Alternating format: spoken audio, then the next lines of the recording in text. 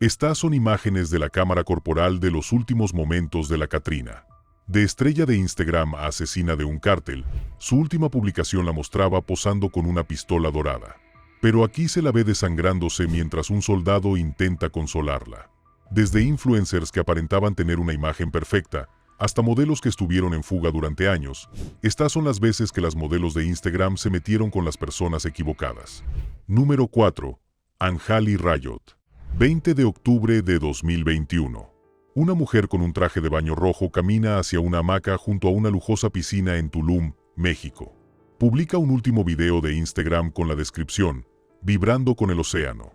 Pero en tan solo unas horas, esta influencer de San José se vería atrapada en medio de una guerra que ni siquiera sabía que estaba ocurriendo. Imagina vivir tu sueño, viajar por el mundo y compartir tus aventuras con tus 40,000 seguidores fieles. Eso era exactamente lo que hacía Anjali Rayot. Con cerca de 700 fotos en Instagram, vivía el sueño de toda influencer, una foto perfecta a la vez. Pero sabemos que el turismo en México puede tener su lado oscuro.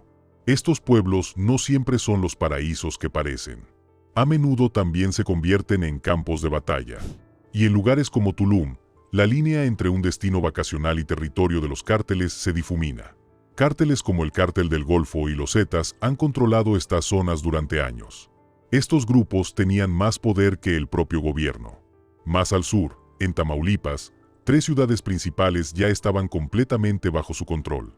Y la gente mostraba más respeto a los miembros del cártel que a la policía.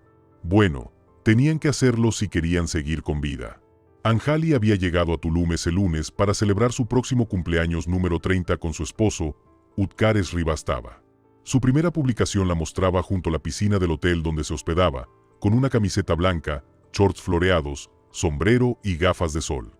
El texto decía, «Hola desde Tulum», pensando que este sería otro viaje increíble para añadir a su blog de viajes. La diversión continuó hasta el día siguiente. El 19 de octubre, publicó otra foto suya, esta vez disfrutando de la noche en un bar local. Pero no se imaginaba que en menos de 24 horas, este pie de foto se convertiría en un trágico recordatorio de que en territorio de los cárteles siempre hay algo de qué preocuparse. Mientras los terroristas tomaban fotos para Instagram, los cárteles libraban una guerra invisible. El CJNG y los Pelones se enfrentaban. Los Pelones no eran una pandilla cualquiera. Eran una poderosa rama del Cártel del Golfo, y se habían forjado un negocio extorsionando a todos los bares y restaurantes de la zona de Cancún. Pero en algún momento de 2020, decidieron que Cancún no era suficiente y que lugares como Tulum y Playa del Carmen también debían empezar a pagar. El 20 de octubre de 2021, Anjali y su esposo fueron a cenar a La Maquerida, un popular lugar en la miniquinta de Tulum, gracias a su reputación de ser el lugar donde los turistas podían socializar después de cenar. Y después de cenar, Anjali y su esposo hicieron precisamente eso. Pasaron el rato en la terraza con otros viajeros, sin darse cuenta de que habían elegido la noche equivocada para trasnochar. A las 11:30 de la noche, un hombre entró corriendo al restaurante buscando dónde esconderse. Otros 4 lo siguieron, armados, y antes de que nadie pudiera asimilar lo que estaba sucediendo, abrieron fuego. Una mujer de San José es una de las 2 turistas que fallecieron en el fuego cruzado de un presunto tiroteo entre narcotraficantes en México. Anjali falleció en el acto. Jennifer Ensold, una turista alemana, fue trasladada de urgencia al hospital, pero no sobrevivió. Otros 2 alemanes y una holandesa recibieron disparos, pero sobrevivieron. 2 días después, los Pelones se aseguraron de que todos supieran exactamente por qué sucedió esto. Dejaron mensajes en el mercado local de Tulum que decían, el tiroteo fue una advertencia, así que vean que vamos en serio. O se ponen en fila o seguiremos cerrando lugares como la miniquinta. En otras palabras, esta tragedia ocurrió porque los dueños de restaurantes no pagaron su indemnización con la suficiente rapidez. Pero esto no fue un incidente aislado. En los últimos 20 años, más de 2 millones de personas han fallecido, mientras los cárteles se amasaban miles de millones. Y para 2023, más de 550 estadounidenses desaparecieron en México. Algunos fueron secuestrados y otros simplemente quedaron atrapados en el fuego cruzado, como Anjali. Sin embargo, lo que todos tenían en común era que nunca regresaron a casa. El 27 de octubre de 2021, el cuerpo de Anjali realizó su último viaje. Primero a Chandigarh y luego a Ceilán. Su familia ofreció una breve oración en la iglesia de San Esteban antes de su cremación. Su padre declaró posteriormente a la prensa que la habían visto meses antes, tras graduarse, y que no tenía ni idea de que sería la última vez que verían a su hija. Hoy, su cuenta de Instagram sigue activa, y esas 700 fotos de viajes cuentan la historia de una mujer que vivió para la aventura. El último video junto a la piscina, las copas en Funky Geisa, el pie de foto sin preocupaciones. Todo parece un paraíso. Hasta el momento en que ese paraíso mostró sus dientes. Pero mientras algunos modelos de IG se ven envueltos en guerras de cárteles por accidente, otros podrían sumergirse de lleno en ese mundo peligroso, esperando un final diferente al que les espera. Numéro 3. Wanda del Val Bermúdez. Es 2023, Bogotá, Colombia. Una joven con el pelo recién teñido alquila una pequeña habitación a las afueras del pueblo, intentando mimetizarse con la multitud. Apenas unos meses antes, se daba la gran vida como novia de un líder del cártel, pero ahora huye para salvar su vida. Con tan solo 27 años, logró convertirse en una de las criminales más buscadas de Sudamérica. Pero Wanda del Valle Bermúdez no empezó así. Nacida en Perú, era solo una chica más, intentando sobrevivir en un país donde los cárteles tenían más poder que el propio gobierno. Era un lugar donde la corrupción estaba por todas partes. Desde negocios hasta inmigración, si había dinero de por medio, probablemente alguien cobraba en negro. Todo cambió para Wanda cuando conoció a Christopher Fuentes, pero todos lo llamaban Maldito Chris. Y aquí hay una muy buena razón. Chris era un pez gordo del Tren de Aragua, una de las organizaciones criminales más temidas de Venezuela. No era una pandilla callejera típica. Tenían a muchos políticos y oficiales bajo su control. Y aquí es donde la mayoría de la gente se iría. Pero Wanda se enamoró perdidamente. De hecho, sentada hoy en su celda, todavía habla de él como una adolescente enamorada. Y al principio, todo iba de maravilla. Todo eran bolsos de diseñador, vacaciones elegantes y simplemente disfrutar de la buena vida. Wanda afirma que solo era una comerciante informal, vendiendo cosas como ropa, bolsos y perfumes por su cuenta. Y según ella, nunca se cuestionó de dónde venía todo ese dinero extra. Pero siempre hay un problema cuando sales con un jefe del cártel. Al poco tiempo, Wanda se encontró manejando el aspecto comercial y empezó a administrar cuentas bancarias secretas, a negociar tratos y a intercambiar mensajes entre los miembros del cártel. Sin darse cuenta, estaba en el lío. Tan metida que los demás pandilleros empezaron a llamarla la bebecita del crimen por lo joven que era. Aunque Wanda jura que nunca se ensució las manos. Sin embargo, las autoridades pintan un panorama muy diferente. Afirman que esta inocente novia en realidad coordinaba cargamentos de droga, dirigía redes de extorsión y blanqueaba millones de dólares provenientes del narcotráfico. Había pasado de contar el dinero sucio de otros a ganar el suyo propio. Y entonces, en 2023, todo se descontroló. Durante una persecución policial, Maldito Chris se vio envuelto en un tiroteo con el coronel Víctor Reveredo. Cuando se disipó el humo, Chris estaba muerto y el mundo de Wanda se derrumbó. Ahora, en lugar de escapar de la vida en el cártel, se adentró aún más. Puso precio a la cabeza del coronel Reveredo, suficiente dinero para atraer a sicarios de renombre. Pero el sicario fue atrapado antes de que pudiera hacer el trabajo. Y de repente, Wanda se encontró con un objetivo en la espalda. Así que huyó y se tiñó el pelo. Aunque todavía afirma que fue solo porque a Christopher le gustaba así. Y luego intentó desaparecer en Colombia. Pero cuando los federales trabajan con policías de diferentes países para rastrearte, no hay muchos lugares donde esconderse. La búsqueda de Wanda se convirtió en una operación internacional. Empezaron a llegar pistas de todas partes. La gente la veía en diferentes ciudades y susurraba dónde podría estar escondida. En diciembre de 2023, en Usme, Colombia, agentes federales rodearían un pequeño edificio de apartamentos en este barrio pobre del sur de Bogotá.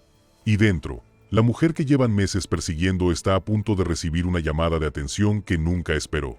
En las fotos de su arresto, Wanda ya no lucía ropa de diseñador.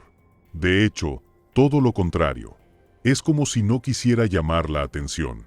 Pero incluso después de todo, incluso con un niño esperándola en Perú, Wanda sigue defendiendo sus decisiones. Hoy, está en una prisión colombiana esperando enfrentar la justicia en Perú. Se pasa el tiempo dando entrevistas, intentando convencer a todos de que solo era una novia que se metió en problemas. Pero entre la recompensa por la cabeza del coronel, Los millones de dinero lavado y todas las pruebas que la policía tenía en su contra, es bastante difícil creer la inocencia de la bebecita del crimen. Si Wanda aprendió la lección de meterse con los cárteles a las malas, nuestra próxima historia muestra lo que pasa cuando no se aprende nada. Número 2. María Guadalupe López Esquivel. 10 de enero de 2020, La Bocanada, México. Un helicóptero vuela por el cielo transportando a una mujer moribunda. Tiene 21 años, apenas es adulta y sangra por una herida en el cuello. Apenas unas horas antes, era una de las líderes de los cárteles más temidas de México, pero ahora lucha por su último aliento.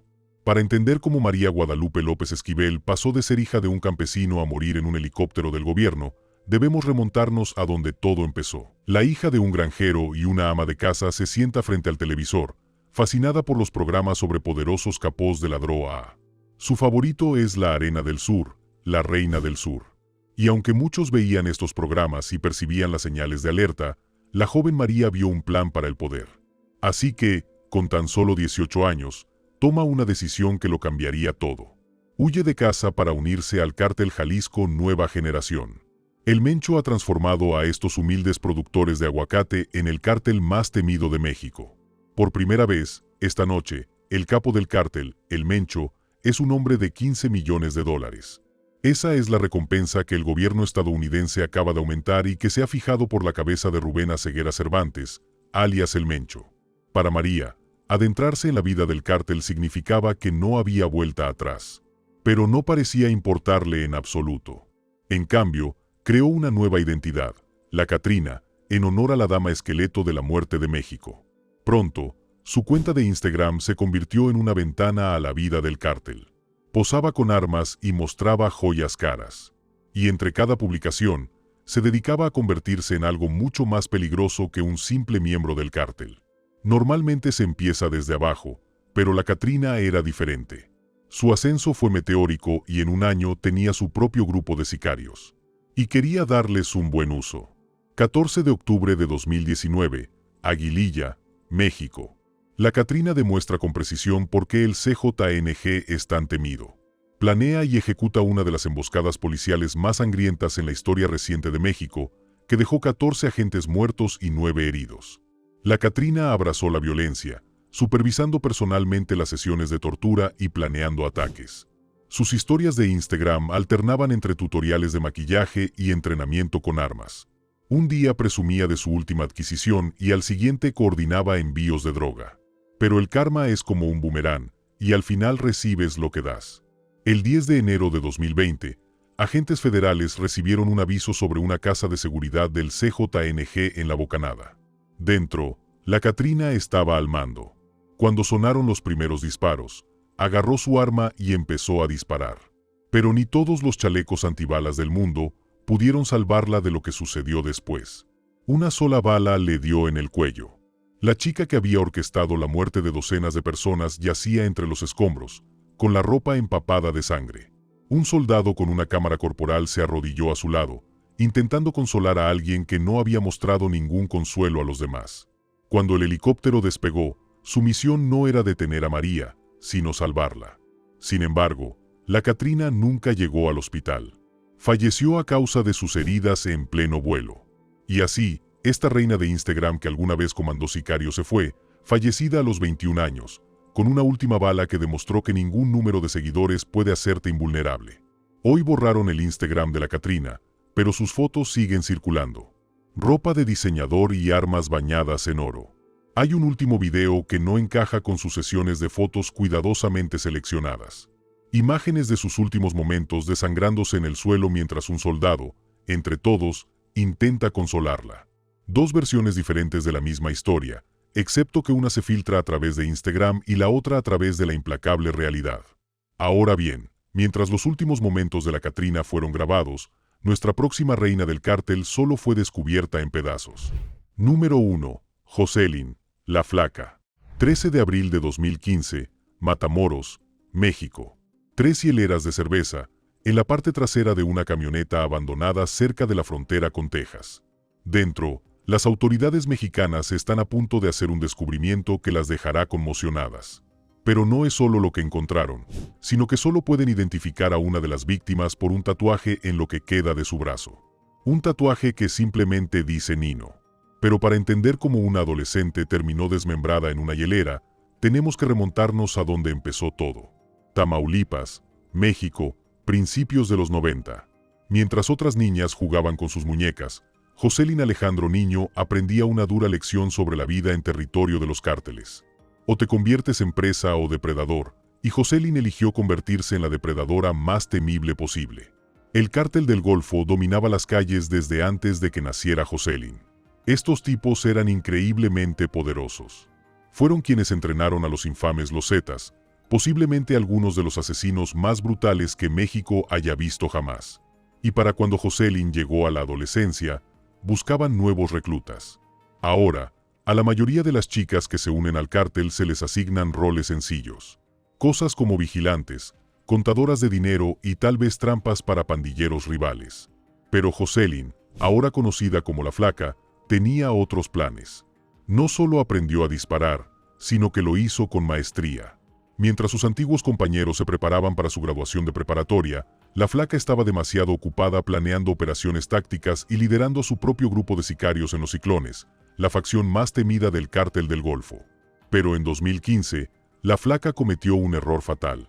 Una foto se filtró en internet, solo una foto, pero selló su destino.